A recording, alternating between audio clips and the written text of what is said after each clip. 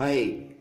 आज की ये वीडियो क्लास 12th अकाउंटेंसी में chapter 7 company account issue share पे है, जिसमें आज हम कवर करेंगे meaning and characteristic of company. इसके ऊपर चलते हैं तो यहाँ पे sole partnerships and partnership forms of business organisations could not be meet the growing demand of a very big business। Sole partnership और partnership form of business organisations की एक बड़े बिजनेस की ग्रोइंग डिमांड को पूरा नहीं कर सकते, क्योंकि बिकॉज ऑफ देयर लिमिटेशंस, उनकी अपनी एक लिमिटेशन होती है, सच है जो कि लिमिटेड कैपिटल के रूप में, लिमिटेड मैनेजरियल एबिलिटी के रूप में और अनलिमिटेड लायबिलिटी के रूप में, एंड और इसके साथ अदर ड्रॉबैक होते हैं, जिसके कारण वो growing demand of a big business की है पूरा नहीं कर पाते।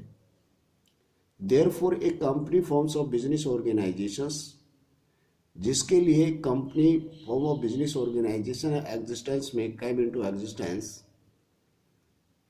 To do away with the defect of the sole proprietorship and partnership forms of business organizations।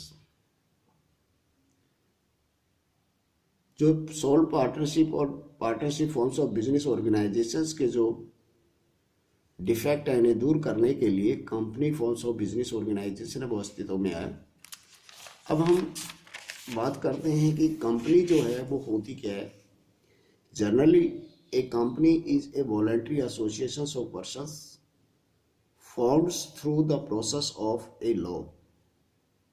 Company जो है व्यक्तियों का स्वैच्छिक संघ है, जिसका निर्माण कानूनी प्रक्रिया के थ्रू होता है, for the purpose of carrying on some business, जिसका उद्देश्य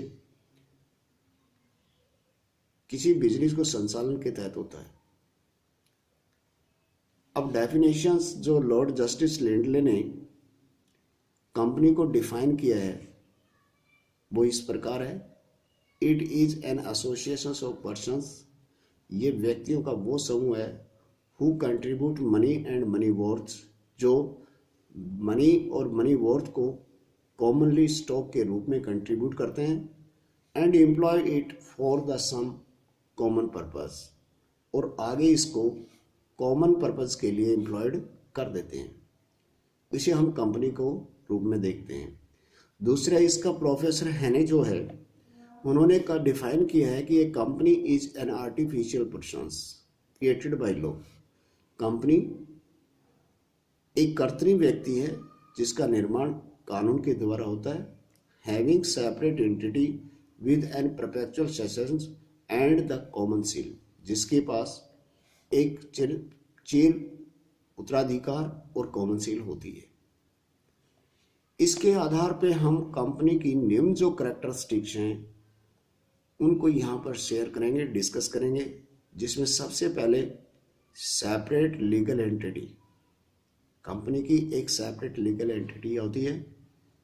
इसको हम शेयर करते हैं कि किस प्रकार से लीगल एंटिटी होती है। तो हम देखते हैं कि एक कंपनी एक legal persons and it's legal entity is quite distinct and separate from its member.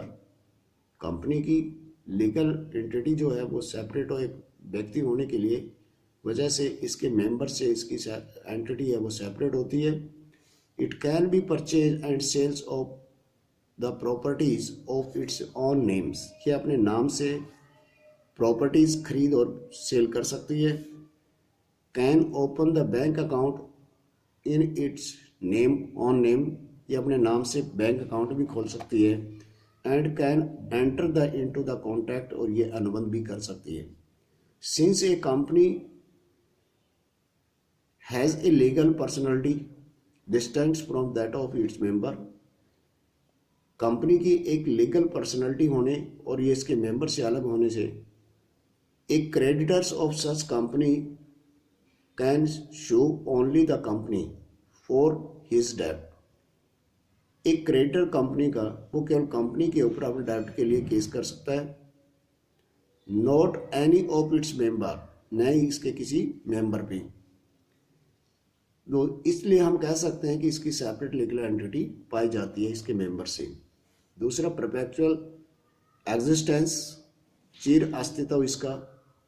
इसमें अगर हम शेयर करते हैं कि the existence of the company is not affected by the retirement, death, launch and the insolvency of its member. Company का जो existence है, अस्तित्व जो कंपनी का है, वो इसके मेंबर की डेथ, रिटायरमेंट, पागलपन और दिवालिया होने के ऊपर प्रभावित नहीं होता। Shareholders may go, may come, but the company goes forever. Shareholder हैं, कभी भी आ सकते हैं, कभी भी जा सकते हैं, लेकिन कंपनी चिर चलती रहती है जब तक, unless wind up according to the company act, जब तक उसका कंपनी एक्ट के तहत उसका समापन नहीं होता है।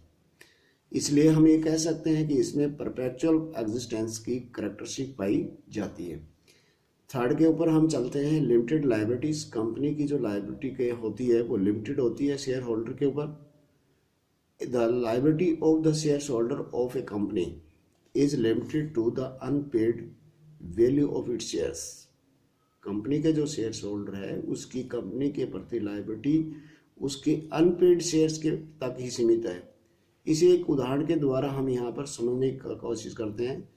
या फिर फॉर एग्जाम्पल हम यहाँ लेते हैं कि if the face value of a company shares in 10 rupees, यदि कंपनी के शेयर्स की वैल्यू 10 रुपीज़ है और share holder already paid 8 rupees पर शेयर्स, अगर उसने शेयर होल्डर ने 8 रुपये भुगतान कर चुका है, he can be called upon two पे नॉट मोर देन 2 रुपीज़ पर शेयर।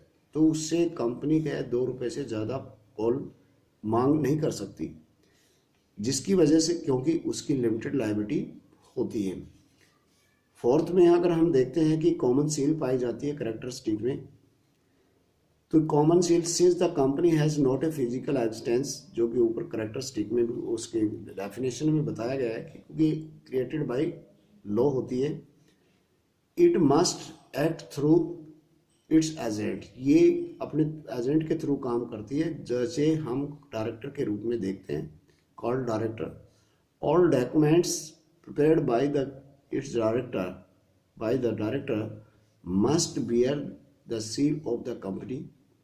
जो डॉक्यूमेंट्स डायरेक्टर के द्वारा तैयार होते हैं उन पे कंपनी की सील होनी चाहिए। द कॉमन सील एक्ट, ये कॉमन सील कार्य करती है as a official signature of company. Company के ऑफिशियल सिग्नेचर के रूप में ये जो सील्स है कंपनी की वो कार्य करती है, इसलिए यहाँ पर कॉमन सील जरूरी होती है कंपनी की। फिफ्थ के अंदर ट्रांसफरेबिलिटी ऑफ शेयर्स भी इसकी करैक्टरिस्टिक है, क्योंकि the capital of the company is divided into parts. Company की जो कैपिटल है उसे डिवाइड में पार्ट किया जाता है, जिसे हम शेयर के रूप में कहते हैं। These shares are freely transferable subject to certain conditions. ये शेयर्स जो है स्वतंत्र होते हैं ट्रांसफर के लिए कुछ कंडीशंस के तहत। 6 और लास्ट जो है करैक्टरिस्टिक्स इस वीडियो की आज की, कंपनी की separations of management from ownership. इसकी जो मैनेजमेंट को ऑनरशिप से सेपरेट रखा जाता है, उसके पीछे कारण है कि shareholder are the truly owners of the company. ये हम जानते हैं कि कंपनी के शेयर होल्डर हैं वो कंपनी के सही सच्चे मालिक होते हैं, लेकिन यूजुअली सामान्य रूप में देखते हैं कि the members of shareholder are quite large, ये ज़्यादा संख्या होने, और such as it's is neither possible nor desirable for each members to be part of day to day management of the company. क्योंकि संख्या ज़्यादा होने और न ही क्या है कि उन इच्छा के ऊपर डिपेंड करता है कि डे टू डे की कंपनी की जो कार्य प्रणाली मैनेजमेंट है उसमें वो हिस्सा ले सके, जिसके लिए the company is managed by A board of director elected by the member share holders, जिसके लिए कंपनी के शेयर होल्डर द्वारा इलेक्टेड बोर्ड ऑफ डायरेक्टर है वो कंपनी के प्रबंध की व्यवस्था करता है। तो इस तरह आज हमने यहाँ पर इस वीडियो में कंपनी क्या होती है, कंपनी की करैक्टरिस्टिक क्या है, इनको हमने यहाँ पे शेयर किया। यदि वीडियो आपको अच्छी लगे तो इसे लाइक करना और सब्सक्राइब करना जरूर, ताकि आने वाली जो वीडियो है वो आप तक सबसे पहले पहुंचे। Thanks, have a nice day.